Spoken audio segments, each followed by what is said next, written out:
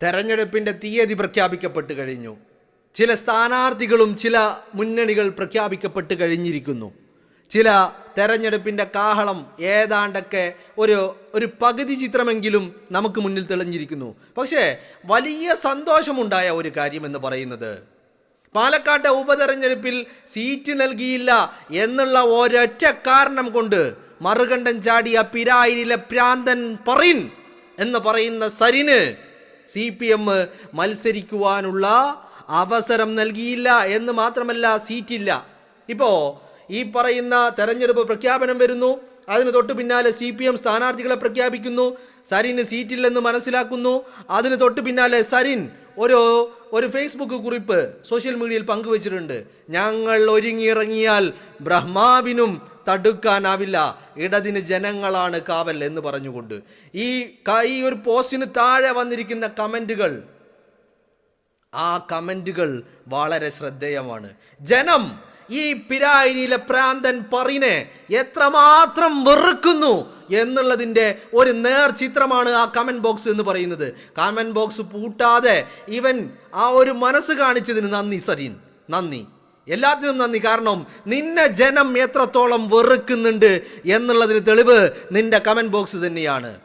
അതിലെ ചില കമൻറ്റുകൾ ഞാൻ നിങ്ങളുമായിട്ടൊന്ന് ഷെയർ ചെയ്യാം. ഓൺലി ഫ്രം അടിമ പോയിന്റ് ഓഫ് വ്യൂ എന്ന് പറഞ്ഞുകൊണ്ട് ഒരാൾ, ഡോക്ടർ പൊട്ട, നിനക്ക് സീറ്റില്ലേ, നീ എങ്ങനെ ജീവിക്കും?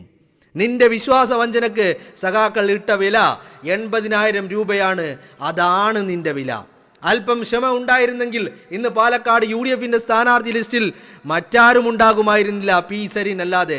എന്ത് ചെയ്യാനാ, അപ്പോ കാണുന്നവനെ അപ്പ എന്ന് വിളിച്ചാൽ എന്ന് മറ്റൊരാൾ. ഒന്നിച്ചിറങ്ങാം എന്നാണല്ലോ ക്യാപ്ഷൻ. അങ്ങനെ സംഭവിക്കട്ടെ, നിയമസഭയിൽ നിന്നും ഒന്നിച്ചിറങ്ങാൻ സാധിക്കട്ടെ എന്ന് മറ്റൊരാൾ.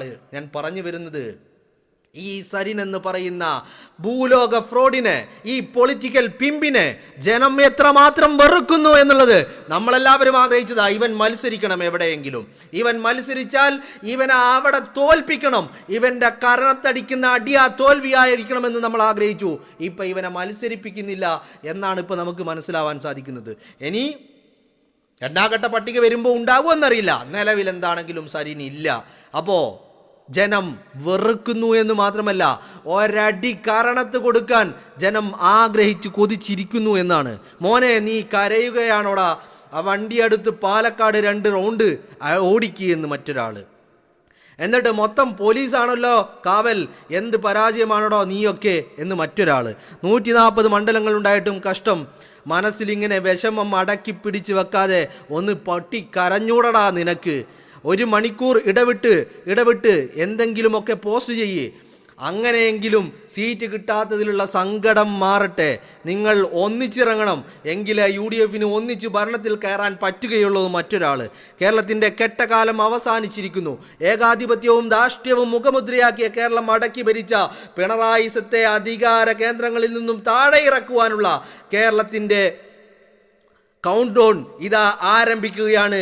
ഇനി ജനങ്ങളുടെ ടേൺ എന്നാണ് മറ്റൊരാൾ പറയുന്നത്. ഒറ്റുകാരൻ ഒരു ദുരന്ത കഥാപാത്രമായി അലയുന്നു എന്ന് മറ്റൊരാൾ. ഒരു സീറ്റിന് മറുകണ്ഠം ചാടി 140 സീറ്റ് ഉണ്ടായിട്ടും ഡോക്ടർ ഔട്ട്, ഇഷ്ടമായി എന്ന് മറ്റൊരാൾ. ഞാൻ പറഞ്ഞത് എത്ര കൃത്യമാണെന്ന് നിങ്ങൾ നോക്കിയേ. ജനം ഈ സരിൻ എന്ന് പറയുന്ന പിരായിരിയിലെ ഈ പൊളിറ്റിക്കൽ പിമ്പിനെ എത്രമാത്രം വെറുക്കുന്നു എന്ന് നിങ്ങളൊന്ന് ആലോചിച്ച് നോക്ക്. സീറ്റ് എന്തായി, പാർട്ടി വിടുമോ എന്ന് മറ്റൊരാൾ. അല്ലേ, സീറ്റ് കിട്ടാത്തതിനാണല്ലോ പാലക്കാട്ട് ഉപതെരഞ്ഞെടുപ്പിൽ ഇവൻ നെയ്തിയ മനക്കോട്ടകൾ എത്രത്തോളമാ. പാലക്കാട് ഉപതെരഞ്ഞെടുപ്പ് വരും എന്ന് മനക്കണക്ക് കൂട്ടി, എന്നിവൻ സ്വപ്നം കണ്ടു. ഷാഫി പറമ്പിൽ പാലക്കാട്ട് നിന്ന് വണ്ടി കയറി വടകരയിലേക്ക് മത്സരിക്കാൻ പോയ നിമിഷം മുതൽ മനക്കോട്ട കണ്ടു. പാലക്കാട് നിന്ന് വണ്ടി കയറി വടകരയിൽ പോയി. പാർലമെൻറ്റ് തെരഞ്ഞെടുപ്പിൽ ഷാഫി മത്സരിച്ചു. പാർലമെൻറ്റ് തെരഞ്ഞെടുപ്പിൽ 1,14,506 വോട്ടിന് KK ശൈലജ എന്ന് പറയുന്ന ഭൂലോക ഫ്രോഡിനെ അടിച്ച് മൂലക്കിരുത്തി, അല്ലേ? എന്നിട്ട് ഷാഫി വിജയിച്ച് കയറിയപ്പോൾ അപ്പോഴും ഇവൻ ഒന്നുകൂടി ഉറപ്പിച്ചു, ഉപതെരഞ്ഞെടുപ്പ് വരും, തനിക്ക് മത്സരിക്കാൻ കഴിയും, താൻ സ്ഥാനാർത്ഥിയാകും, താൻ MLA ആകും, MLA ഓഫീസ് തുറക്കും പാലക്കാട്.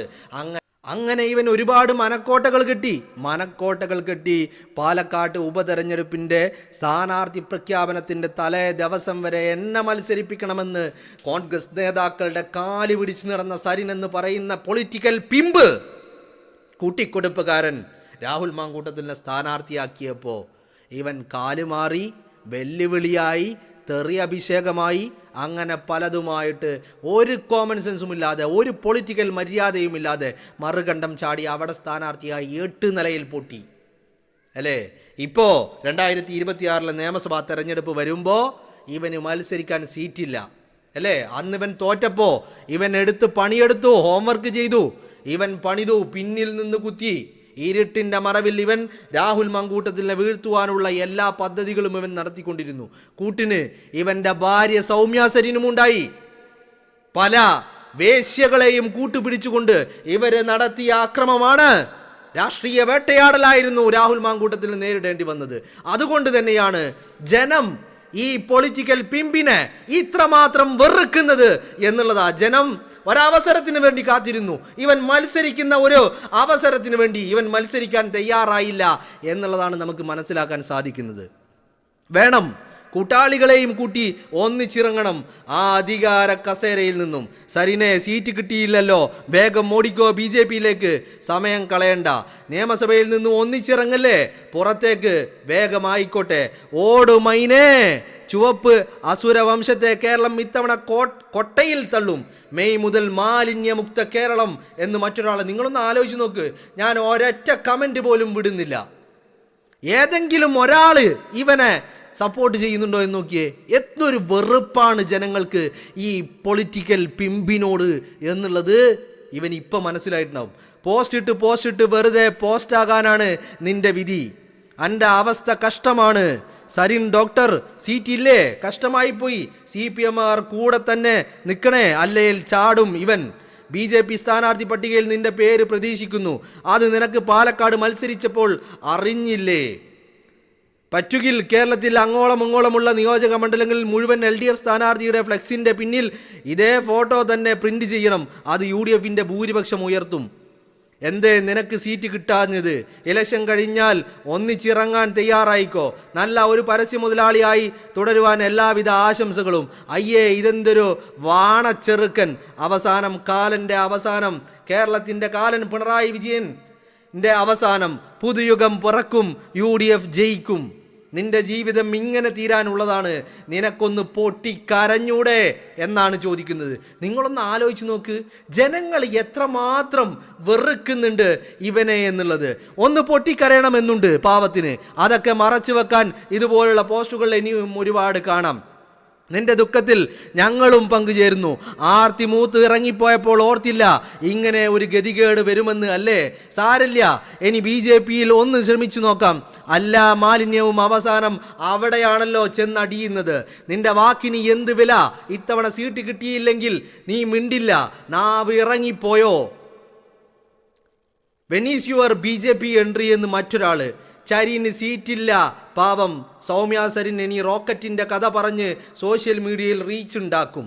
മത്സരിക്കേണ്ട, പൈസ ചെലവാക്കണ്ട, തോൽക്കാൻ നിൽക്കണ്ട. പൊന്നാര സഹോ, അങ്ങയുടെ ഒരു ഗതികേട്. അടുത്ത 24 ദിവസത്തെ ദൗത്യം ഇതായിരിക്കുമല്ലേ.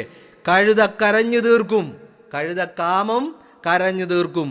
മൂരികളും സുഡാപ്പികളും ഇപ്പോൾ വരും കയറും പൊട്ടിച്ച് എന്ന് മറ്റൊരാൾ. ചങ്ക് പൊട്ടി നിൽക്കുമ്പോഴും പോസ്റ്റിടാൻ നിർബന്ധിതനാവുന്ന സരിൻ്റെ അവസ്ഥ. മാസം 80,000 രൂപ. അതാണ് സരിനെ നിന്റെ വില. അതൊരു മാസം കൂടി കിട്ടും. അടുത്ത കൊമ്പിലേക്ക് ചാടാൻ ചാൻസ് ഉണ്ടടാ. തനിക്കൊരു വിദ്യാഭ്യാസം മാത്രമേ ഉള്ളൂ, വിവരമില്ല. ഇത്രയും പൊട്ടനാവരുത് എന്ന് മറ്റൊരാൾ.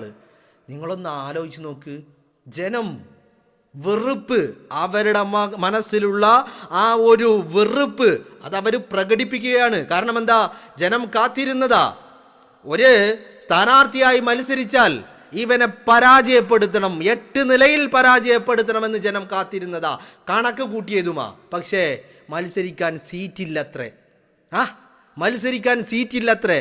അതുകൊണ്ടിപ്പോൾ കഴുതക്കാമം കരഞ്ഞു തീർക്കുമെന്ന് പറഞ്ഞതുപോലെ ഈ പൊളിറ്റിക്കൽ പിമ്പ് കരഞ്ഞു തീർക്കുകയാണ്. കരച്ചിൽ UDF-കാരൻ്റെ കൈ കൊണ്ട് കരണം പുകയുമുണ്ടാവേണ്ട കരച്ചിലായിരുന്നു.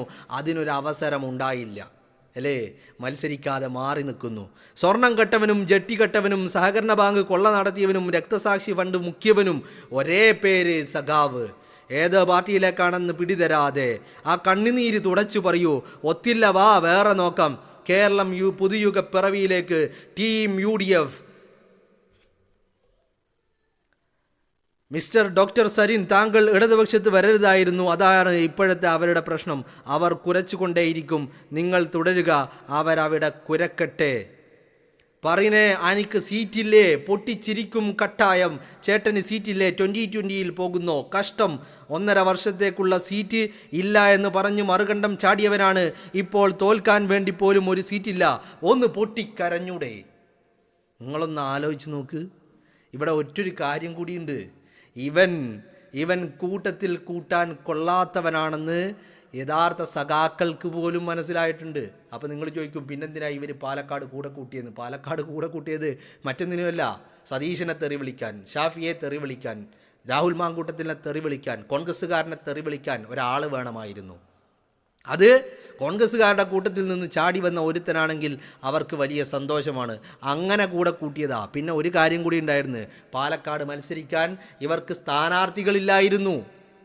അപ്പോൾ ഏതെങ്കിലും ഒരു കുറ്റിച്ചൂലിനെ പിടിച്ചു നിർത്തണമല്ലോ എന്ന് കരുതിയിട്ട് ഇവനെ പിടിച്ചു നിർത്തിയതാ, അതല്ലാതെ ഇവൻ്റെ സൗന്ദര്യം കണ്ടിട്ടല്ല. എന്താണെങ്കിലും 2026 നിയമസഭാ തെരഞ്ഞെടുപ്പിൽ ഈ പൊളിറ്റിക്കൽ പിമ്പിൻ്റെ ചെകിടയടിച്ച് പൊട്ടിക്കാൻ ഒരവസരം ഉണ്ടാകുമെന്ന് ഞാൻ കരുതിയതാ. പക്ഷെ അത് ഇല്ലാതെ പോയി. ജനം അത്രമാത്രം ഇവനെ വെറുക്കുന്നുണ്ട്. ഇവൻ്റെ കമൻറ്റ് ബോക്സ് ഒന്ന് നിങ്ങളൊന്ന് പരിശോധിച്ച് നോക്ക്. ജനം എന്തൊരു വെറുപ്പാണ് ഈ പൊളിറ്റിക്കൽ പിമ്പിനോടുള്ളത് എന്ന് ഇവൻ്റെ കമൻറ്റ് ബോക്സ് എന്നെടുത്ത് പരിശോധിച്ചാൽ നമുക്ക് മനസ്സിലാവുന്നതാണ്.